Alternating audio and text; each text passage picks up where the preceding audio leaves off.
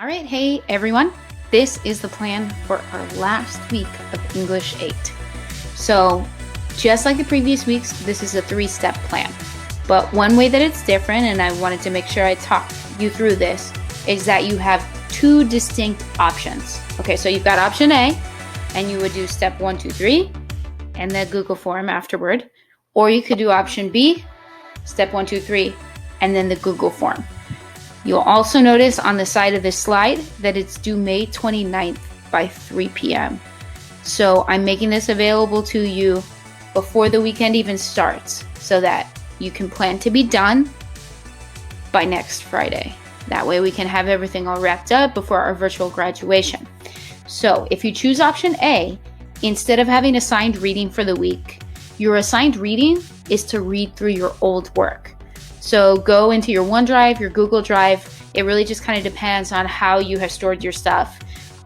You might look through any old papers you have as well from English class or Spanish class or history, whatever kind of writing, whatever stuff you have. So just pick at least 4 assignments to read through and use that to base your reflection. So then you can see step 2, if you're choosing this option, is going to be to use the ESP+I thinking organizer to collect specific examples from your year's work and to kind of make sense out of all of that. ESP+I is an organizer that we used after the Monster Symposium. So it's going to ask you to reflect on your experiences, your struggles, your puzzles, and then insights. The difference between a struggle and a puzzle is a struggle is something that was difficult, but you overcame it. A puzzle is something that maybe you still need to fix. So that's what you're going to do if you choose option A. Option B is kind of more like other blog posts we've been doing. So you can choose to read one of the 3 options I have there linked, either another chapter from Burrow Genius, another chapter from the memoir Educated, or you can reread Graduation by Maya Angelou, because we read that months ago. And a lot has changed in your lives and in the world since then. So you would be able to read it with fresh eyes and a different perspective. If you choose option B, then you're going to use the 4R reading guide to then do a little bit of summary, analysis, and then the most important part is how you can connect that to your lived experience at this moment and to the world around you.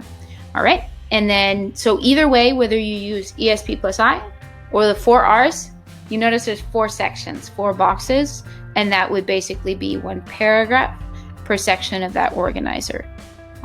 Hopefully that helps you to organize your thoughts. Just make sure that you're including specific evidence, both from your life and from the text. Whether those texts are in OneDrive, like your own writing, or it's from Educated, Burrow Genius, Graduation, it doesn't matter, but you want to make it specific because that's what really helps to make your writing powerful and helps to make your claims supported. One last thing.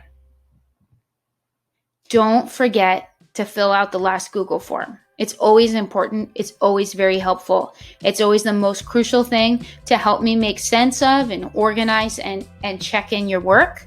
But this one is extra important, and it's because it's the very last one.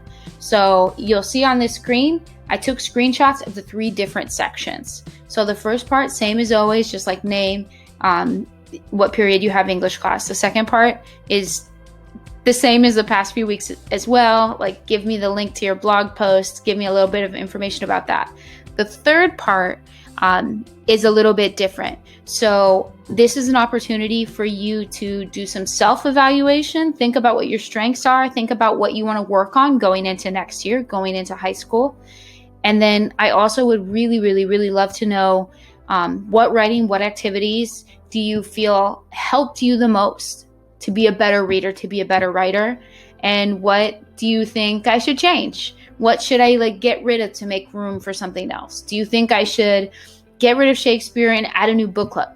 That's what I'm thinking about. And I would love to know your opinion on that too, because it's really important. It's really valuable. So I know it's a little bit more work in the last week just to fill out that extra information, but I really, really, really, really, really appreciate it. So thank you in advance for doing that. And with that, that's all. Have a great week.